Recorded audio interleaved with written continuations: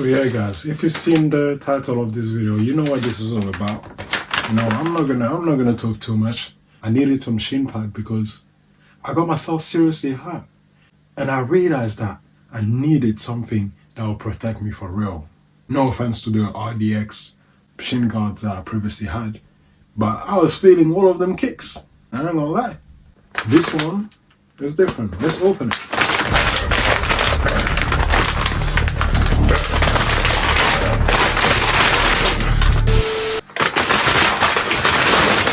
I did open it already. So here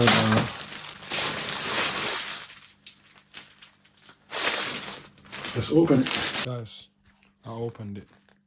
And I didn't even realize. I'm such a donut. But this is what they look like. Okay? I'm not going to pretend to... I'm not going to pretend...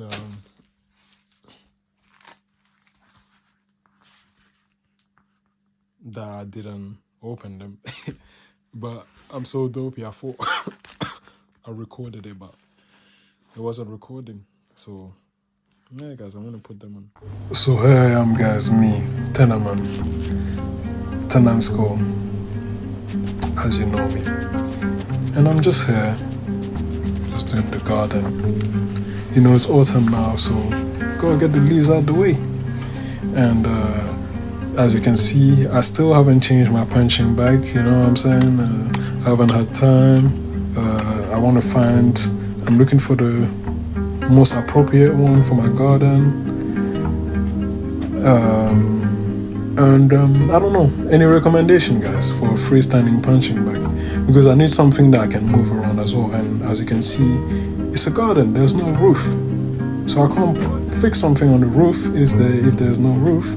And there's a tree over here where I could put a punching bag, a traditional one, but I won't be able to use my movements around that, you know.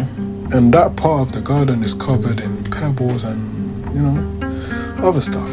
But anyways, how does these shin guards feel on this hard, glorified, retractable, freestanding piece of metal with a cloth on it? Well, I didn't feel anything. That's the honest answer. At first, when I first put on these shin guards, I was thinking maybe I ordered it in a size that's too small. But really and truly, it was the perfect size for me. You see, you can see it was the perfect size for me, and I was just taking advantage of it, you know what I mean? I was doing what I was supposed to do. I wasn't feeling anything. And I just kept on kicking. I even practiced the spinning back kick. You know, that's one of my favorite kicks. You know what I mean? I just think it's so cool. I would like to become the most flashy. I would say, like, I want my fights to look like anime. You know what I mean? And yeah, I literally hurt myself, I would say 3 weeks ago, and I couldn't use my left leg, which is I would say my favorite weapon.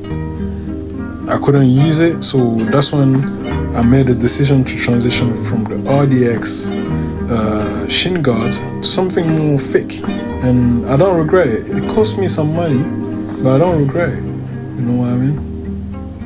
I even used it in a mini tournament, something we call in Muay Thai Interclub, and it did me good for once after sparring, especially after hard sparring. My shin didn't hurt. That doesn't mean that I'm not going to do some shin conditioning. I will definitely do that, but I don't want to be getting injured like all the time, because getting injured like 3 weeks ago, it forced me to like not be active, you know what I mean, for a long time. And this is me literally attempting to walk with the shin guard and flip-flops, which is a bit crazy. And now I'm changing the angle because I'm trying to make a thumbnail. Look at this. Let's look at this. Look at it. Look. That's how I look. I must have thought I was humpback or something. Trying to get the balance right. There you go. There you go. That's what I'm talking about.